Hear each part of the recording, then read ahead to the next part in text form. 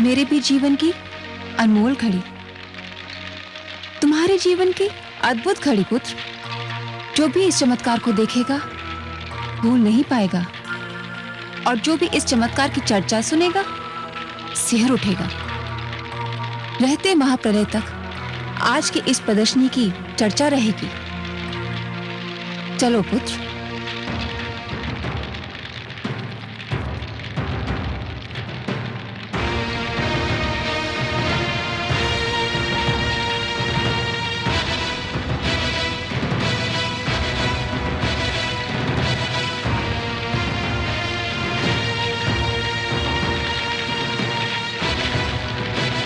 ओम नमो भगवते वासुदेवाय। ओम नमो भगवते वासुदेवाय। ओम नमो भगवते वासुदेवाय।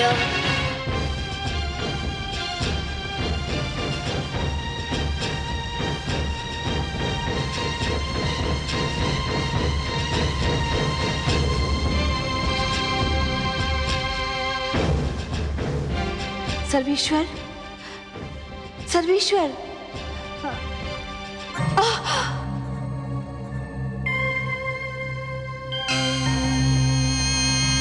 नारायण नारायण।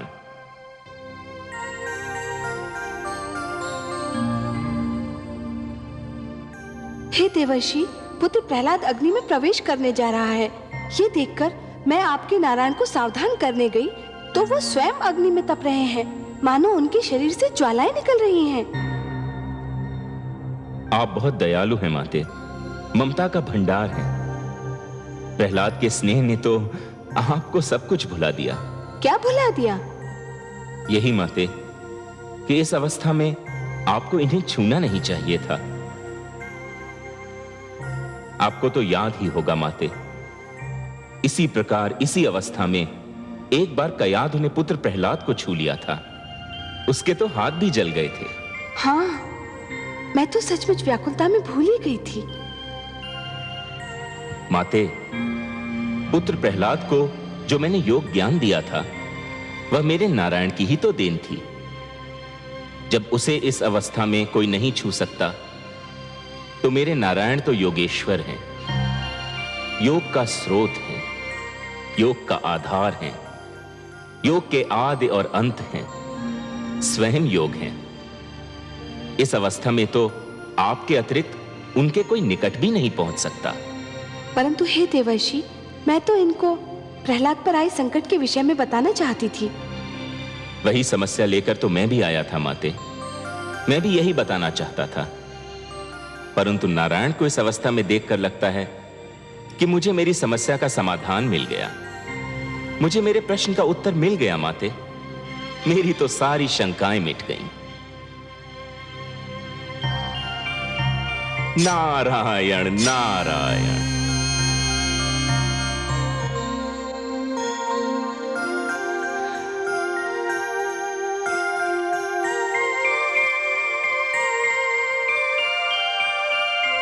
ओम नमो भगवते वासुदेवाय। ओम नमो भगवते वासुदेवाय। ओम नमो भगवते वासुदेवाय। पुत्र, तुम्हें भय तो नहीं लग रहा है? कैसा भय बुआ श्री? मुझे तो आनंद आ रहा है। जैसे जैसे लपटे मेरी ओर बढ़ रही है, मुझे विचित्र सी शीतलता का अनुभव हो रहा है। लग रहा है जैसे शीतल जल की लहरें मेरे शरीर को छू रही हो। ओम नमो भगवते वासुदेवाय। ओम नमो भगवते वासुदेवाय। ओम नमो भगवते वासुदेवाय।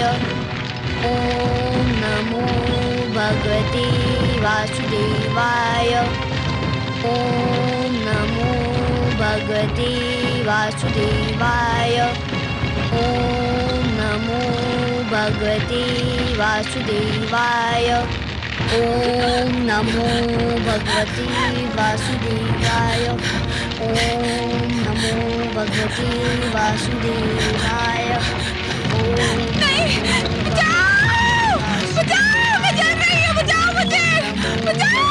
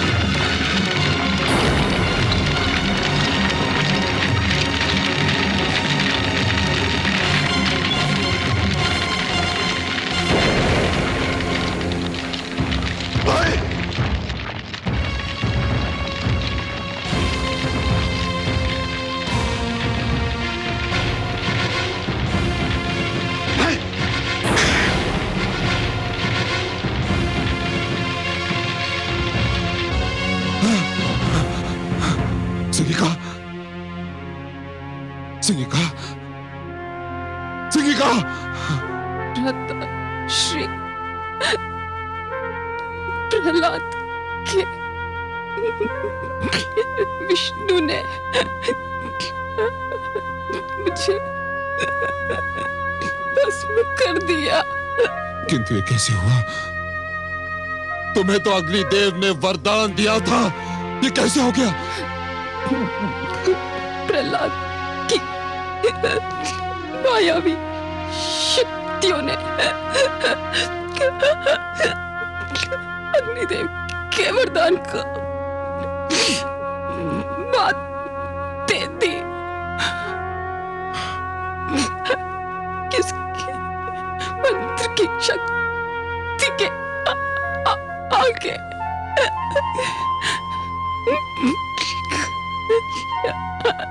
वरदान की शक्ति क्षीण हो गई।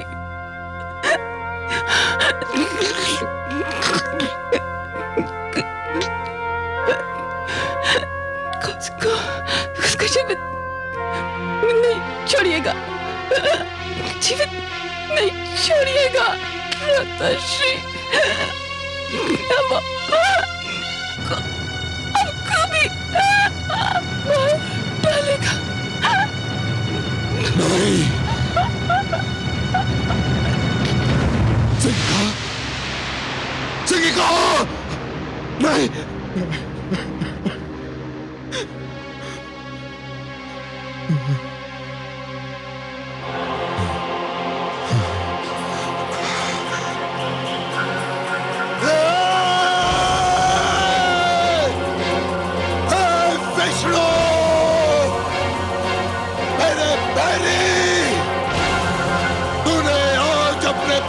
शक्ति दिखा दी, किंतु अब तू मेरी शक्ति देखना।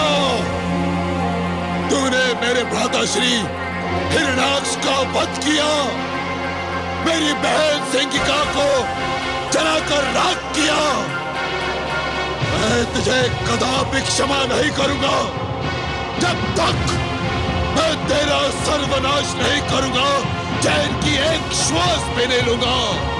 अब तू मेरे क्रोध के प्रकोप से बच नहीं सकता। सुना तूने?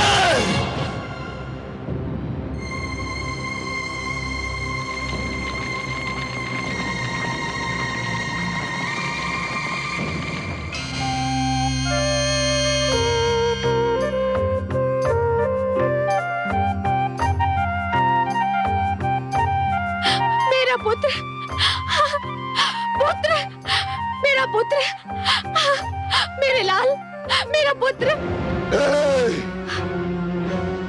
धूर्त, हत्यारे, तेरे विष्णु ने मेरे भ्राता श्री हिरण्याक्ष की हत्या की थी और तूने मेरी बहन सिंगिका की हत्या की।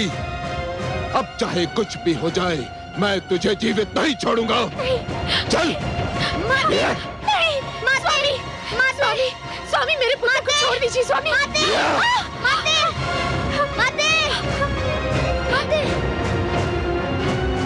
मेरा पुत्र, मेरा पुत्र।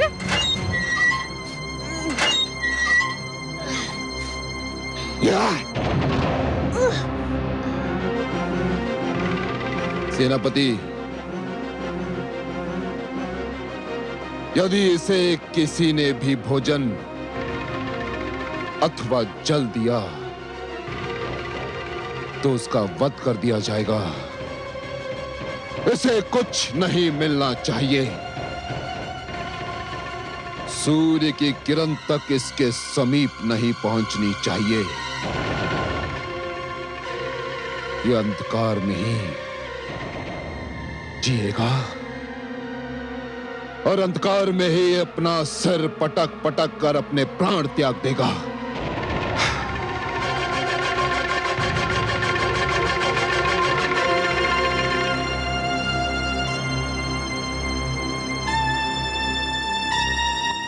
देखा आपने महादेवी, सिंहिका को अपनी भूल का विस्मरण हुआ और उसका दंड भी मिला। हे दया सागर, हे करुणा सिंधु, आपको कोटि कोटि धन्यवाद। आपने मेरे पुत्र की रक्षा की। महादेवी, अग्निदेव ने जो अग्नि प्रज्वलित की थी उसमें सोना भी था और कोयला भी। प्रहलाद सोना था जो तपकर कुंदन बन गया और सिंहिका कोयला थी जो जलकर राख हो गई। मैं वास्तव में बहुत प्रसन्न हूं कि अग्निदेव ने सिंहिका को जलाकर भस्म कर दिया।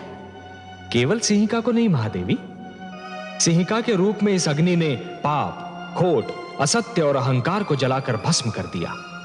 इस अग्नि ने तो समस्त संसार के तन मन का सारा मैल जलाकर राख कर दिया। सिंहिका तो जलकर भस्म हो गई पर अपने पीछे एक इतिहास छोड़ गई। कैसा इतिहास कमल नयन?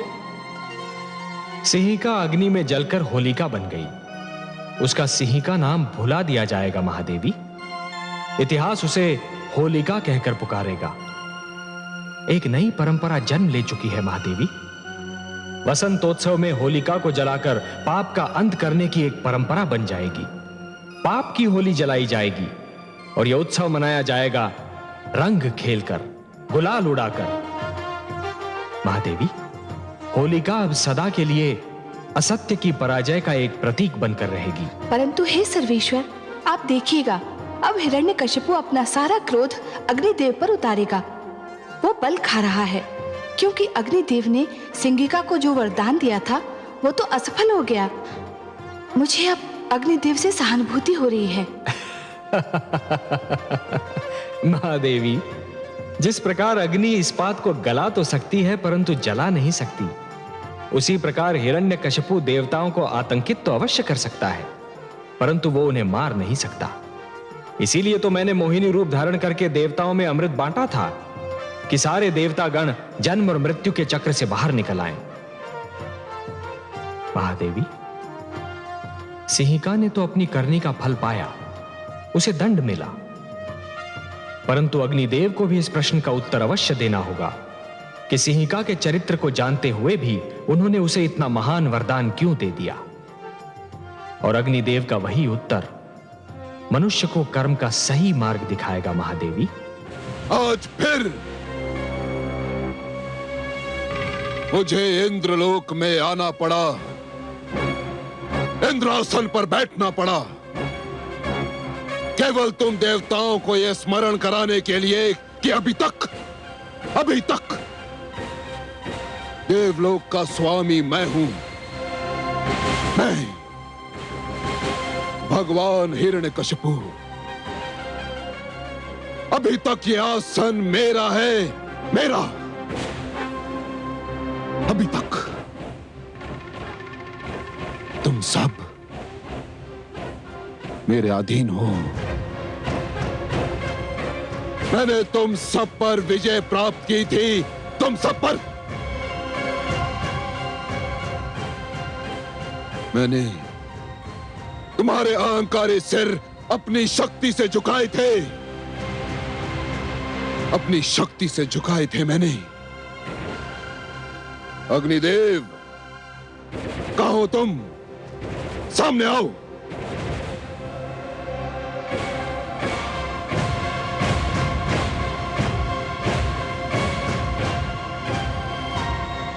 तुम स्वयं को देवता कहते हो, स्वयं को श्रेष्ठ समझते हो। धिक्कार है तुम्हारे देवता होने पर, धिक्कार है तुम्हारी शक्तियों पर, धिक्कार है तुम्हारे वरदान पर। क्या लाभ है तुम्हारे देवत्व से? क्या लाभ है तुम्हारे वरदान का? अग्निदेव, तुमने मेरी बहन सिंगिका को वरदान दिया था कि अग्नि उसे क्षति नहीं पहुंचा सकती, किंतु तुम्हारा तुच्छ और क्षीण वरदान परीक्षा का पहला आघात भी सहन न कर सका, पहला आघात भी नहीं। और मेरी बहन जलकर भस्म हो गई, केवल तुम्हारे कारण अग्निदेव, केवल तुम्हारे कारण। मेरी बहन ने तुम्हारी उपासना की थी और तुमने यह फल दिया उसका। अग्निदेव, यह फल दिया। हे असुरराज, मैंने वरदान देते समय सिंहिका को चेतावनी दी थी। कैसे चेतावनी? मैंने उसे सावधान कर दिया था, इस वरदान का दुरुपयोग ना किया जाए, नहीं तो यह अपना प्रभाव खो बैठेगा। मैंने सिंहिका की तपस्या से प्रसन्न होकर उसे यह वरदान आत्म सुरक्षा के लिए कवच के रूप में दिया था, इसे शस्त्र के रूप में किसी का वध करने के लिए नहीं। सिंहिका ने इसे अपने कवच के स्थान पर प्रहलाद की हत्या करने वाला शस्त्र बना लिया और वह प्रभावहीन हो गया।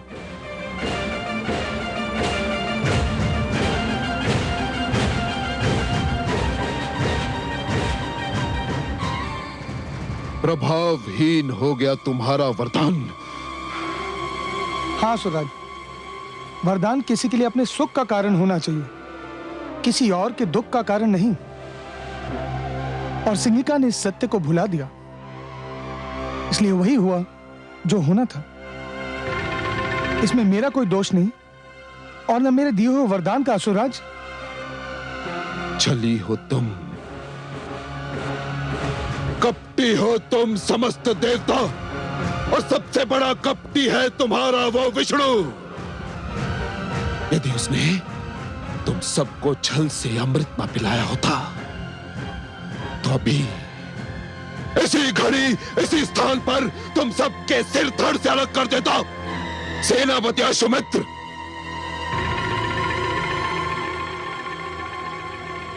आ गया भगवान। ले जाओ इन समस्त देवताओं को और डाल दो इन्हें कारागार में, जहां ये भी प्रहलाद की भांति अन्न और जल के लिए तरसते रहे, आजीवन सड़ते रहे। ले जाओ। आपकी आज्ञा का पालन होगा। सैनिकों, ले चलो इन देवताओं को।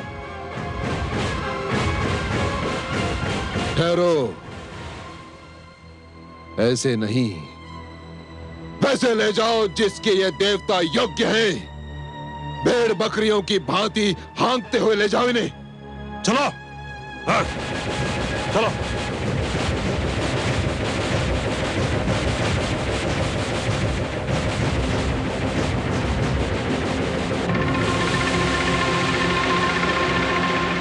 दुष्ट प्रहलाद ने तुम्हारी माताश्री, मेरी प्रियतमा, मेरी जीवन संगनी सिंहिका की हत्या कर दी।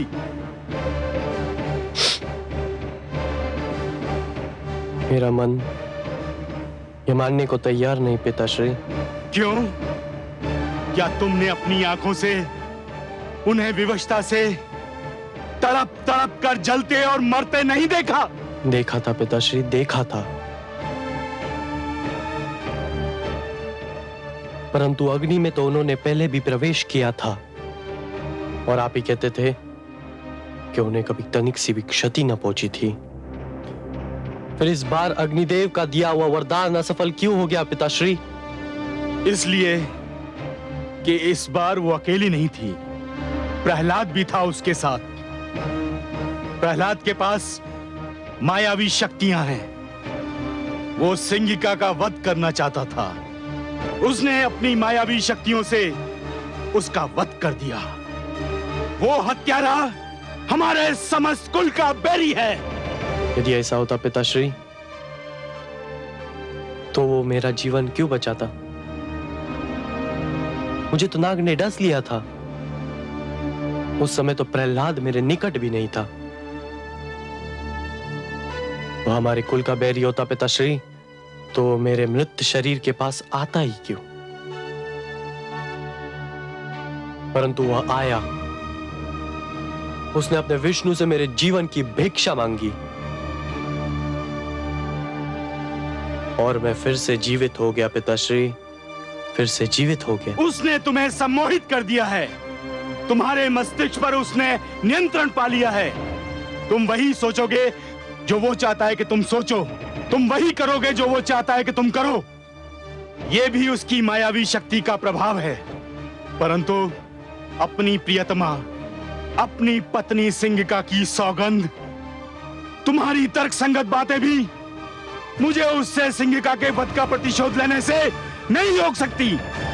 मैं अपनी मायावी शक्ति से उसकी मायावी शक्ति को चकनाचूर कर दूंगा। वो मूर्ख नहीं जानता कि कामरूप नरेश विप्रचिति कौन है, क्या है।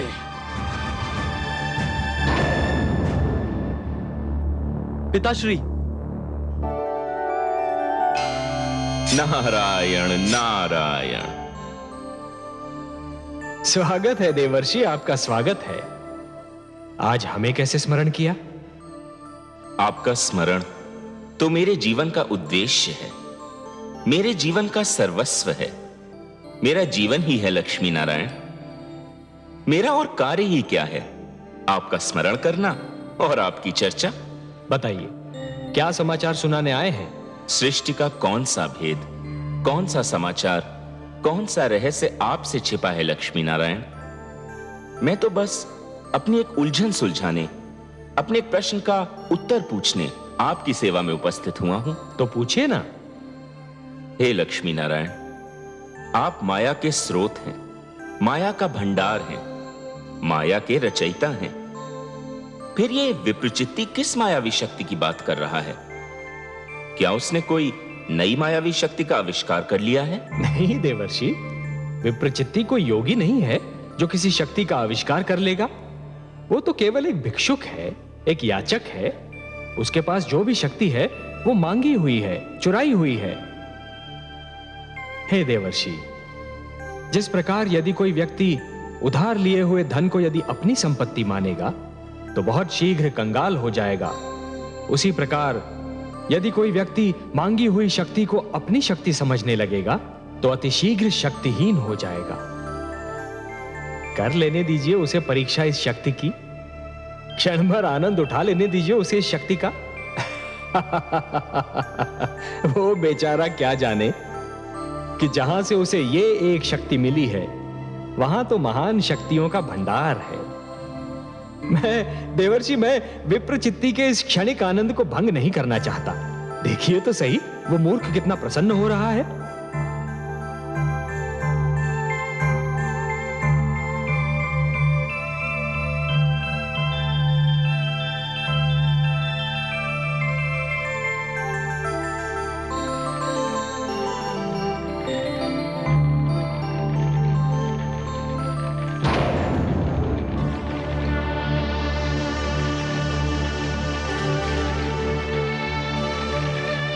भुवाश्री,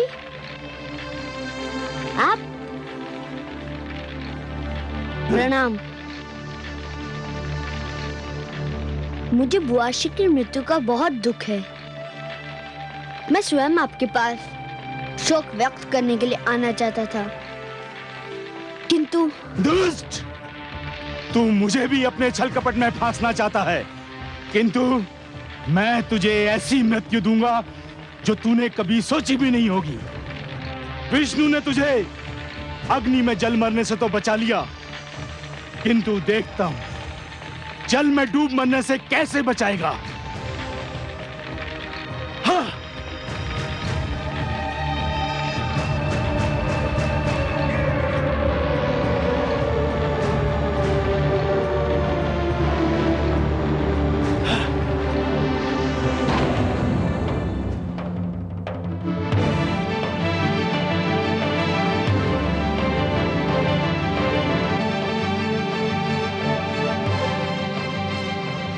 दुष्ट, तेरे तो नेत्र बंद हैं। तू तो अपना दुखद अंत देख भी नहीं पाएगा। जा, डूब मर इस सागर के तल में। हाँ। ले लिया मैंने सिंहिका के वध का प्रतिशोध। ये धूर्त अब सागर के तल से कभी ऊपर नहीं आ सकेगा। ये सागर का जल इसकी समाधि बन जाएगा।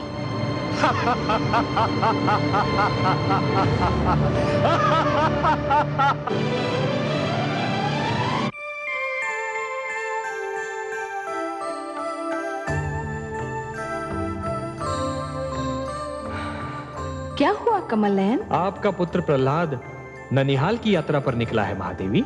ननिहाल की यात्रा? कहाँ? आप भूल गई महादेवी, इस बार आपने सागर पुत्री के रूप में जन्म लिया है, तो सागर आपके पिता हुए और उनका घर प्रहलाद का ननिहाल ही तो हुआ। विप्रचित्ती प्रहलाद को सागर में फेंकने निकला है। पिताश्री नहीं जानते कि प्रहलाद को मैंने अपना पुत्र माना है। कुछ अनर्थ ना हो जाए, उसकी रक्षा कीजिए प्रभु। जैसी आपकी इच्छा।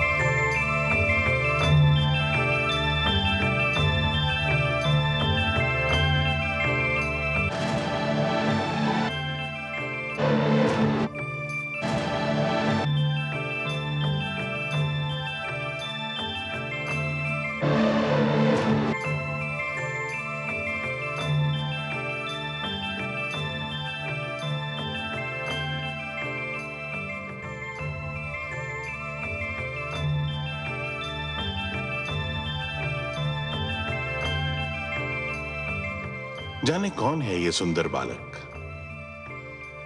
मुख पर इतना तेज कि आंखें नहीं ठहरती। कैसी मीठी निद्रा में सो रहा है वो। फिर उसे जगाकर पूछना भी तो उचित नहीं होगा ना। जाने कैसे सपने देख रहा होगा। किंतु ये कमल हमसे कह रहा है कि निश्चित इस मनमोहक बालक का संबंध हमारे जामाता श्री हरि विष्णु और पुत्री लक्ष्मी के साथ है। कमल, जो हमारे जामाता के हाथ की शोभा भी है और पुत्री लक्ष्मी का आसन भी।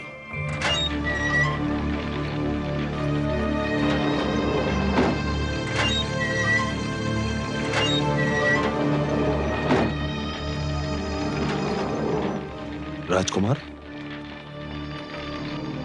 प्रहरियो, शीघ्र इधर आओ।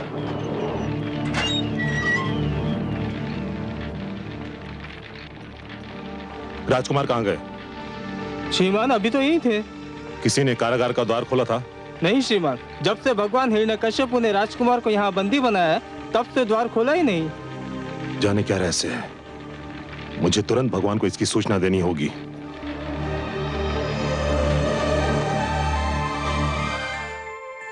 हे जनार्दन, इस समय आपका कमल कहाँ है? महादेवी, आपने अपने पुत्र प्रहलाद की रक्षा किए जाने की इच्छा प्रकट की थी ना?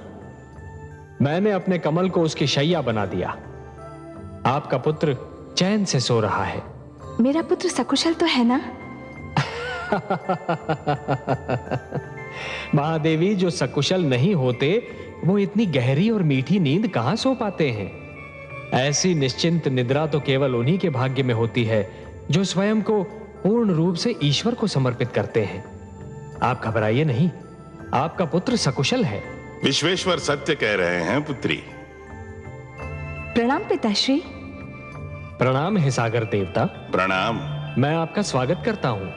कमल को शैया बना देखकर ही मुझे अनुमान हो गया था कि उस पर सोए हुए बालक का संबंध अवश्य मेरे जामाता और पुत्री से होगा। बहुत गहरा संबंध है पिताश्री। प्रहलाद इनका भक्त है और मैंने उसे अपना पुत्र मान लिया है। तभी तो मैं सोच रहा था कि इतनी छोटी सी आयु में उसके मुख पर इतना तेज, इतना प्रताप कहां से आया। अब ज्ञात हुआ कि ये उसकी भक्ति भावना और तुम्हारे प्रेम का चमत्कार है। वो इस समय कहाँ है पिताश्री? अपने ननिहाल में है, नानी नाना के पास आया है। समस्त सागर संसार उसके अतिथि सत्कार में जुटा हुआ है।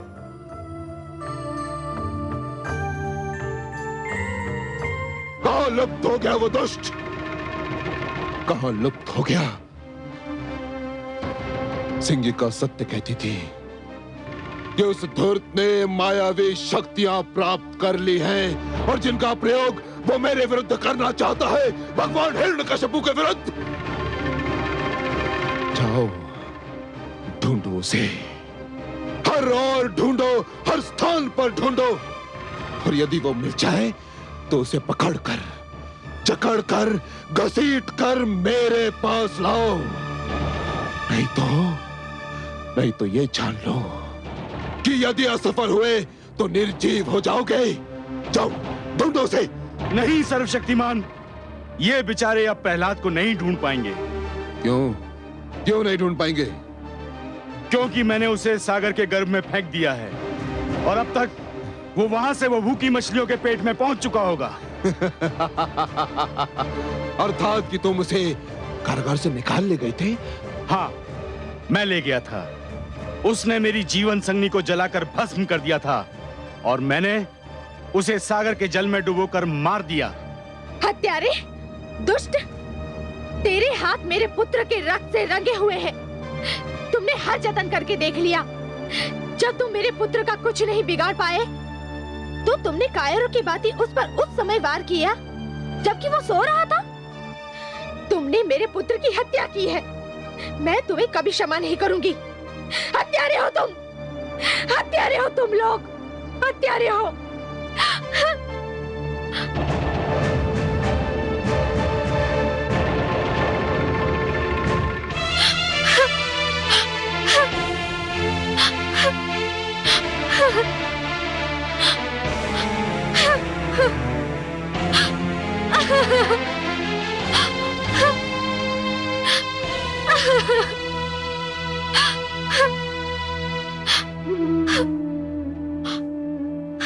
हे समुद्र देव, मैं आपसे अपना पुत्र वापस लूंगी।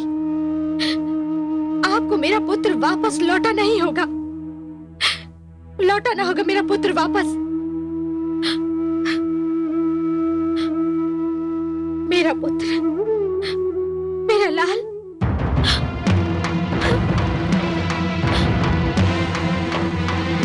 मेरा पुत्र, मेरा लाल।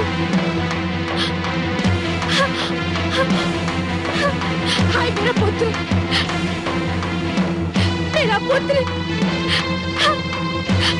हाय मेरा पुत्र,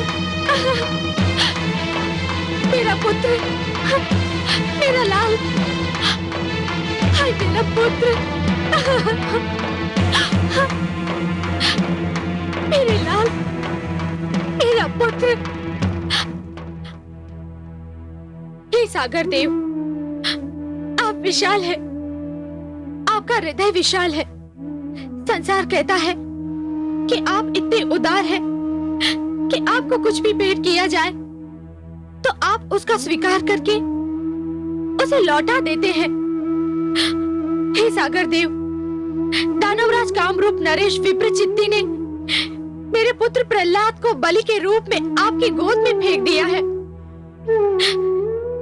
एक दुखियारी माँ की पुकार सुन लीजिए सागर देव। मेरे पुत्र प्रहलाद को आपकी गोद से निकालकर मेरी गोद में डाल दीजिए। एक माँ की गोद सुनी है सागर देव। एक माँ अपने पुत्र के जीवन की भीख मांग रही है। हे सागर देव, मुझे मेरा पुत्र लौटा दीजिए, मुझे मेरा पुत्र लौटा दीजिए, मुझे मेरा पुत्र लौटा दीजिए।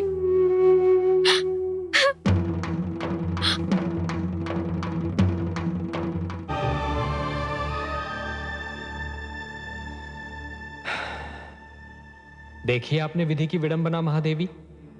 पुत्र अपने ननिहाल में चैन की नींद सो रहा है और अनजान माता समुद्र की लहरों से उलझ रही है। ममता इसी का तो नाम है कमल नयन। पुत्र भले कितना ही सुखी हो, परंतु यदि माता की आंखों से ओझल हो तो माँ को पल भर भी चैन नहीं पड़ता। वो तो पुत्र का मुख देखकर ही जीती है। बेचारी कयाधु, उसे तो ये भी पता नहीं कि उसका पुत्र कहाँ है, क्या कर रहा है। मुझे तो भय है कि कयाधु कहीं पुत्र वियोग में पागल होकर डूबकर अपने प्राण न दे दे। हाँ महादेवी, वो तो सागर में आगे आगे बढ़ती जा रही है। आपको उसके प्राणों की रक्षा करनी होगी कमल नयन। महादेवी, सागर तो आपका मायका है, मेरी तो ससुराल है, और ससुराल में अपने अधिकारों और शक्तियों का प्रयोग मुझे अच्छा नहीं लगता देवी। देखिए, पिता के घर पर तो पुत्री का अधिकार होता है, इसलिए वहां हस्तक्षेप का कष्ट तो आप ही को करना होगा देवी। आपकी यही इच्छा है तो जाती हूं मैं।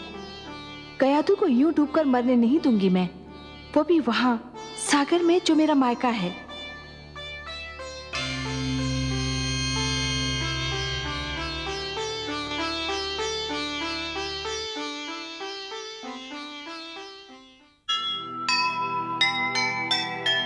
सागर ने जिस पल सुनी माँ की करुण पुकार,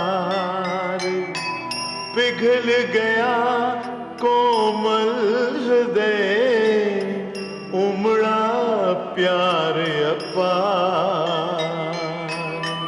कितनी कठिन परीक्षा जिसका और न छोर, होनी कहती है अभी, होना है कुछ और,